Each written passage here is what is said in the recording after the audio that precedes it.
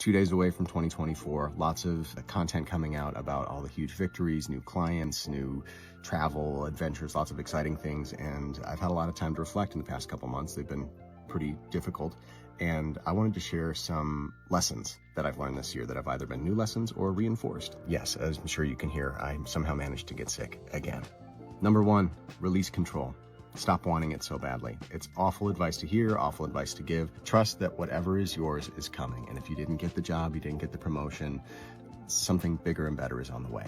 Creating something because you love to create it is way more sustainable than creating it because you want to make money from it. I started my podcast, Second Cup, because I love talking to people, I love meeting new people, and I like having vulnerable conversations. Once I shifted into how can I also make money from this, it took all the joy out of it and made it unsustainable. Follow the joy, follow the passion, money will figure itself out.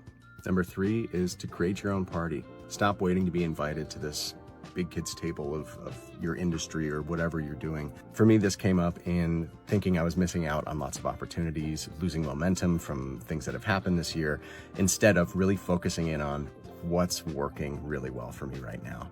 Finally, the biggest one is boundaries. I am a firstborn people pleaser to the nth degree, and I love honoring other people's boundaries and fully support when they set them with me, but setting my own, whether it's work or personal, has been really difficult. The way this showed up for me this year is that because my job is fun and I get to make people laugh and I do silly voices, I would delegitimize my job to myself in order to bend my schedule around others or give too much of my energy out to others without taking time to rebuild my own and creating this sacred space around myself. So even though I had to go through a lot of difficult things to get to this point, I'm so grateful because I feel like I'm heading into the next year with this sense of feeling grounded and anchored in what I need for the first time in 31 years. Thank you all so much for being part of my journey this year. I feel like I've grown so much because I've gotten to meet and interact with so many of you.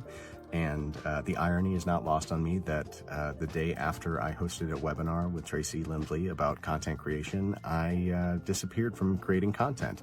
And sometimes life just happens and you need to take care of things in your house without creating content out in the world. So just know I am here, I'm supporting you, I'm cheering you on, and wishing you the happiest 2024.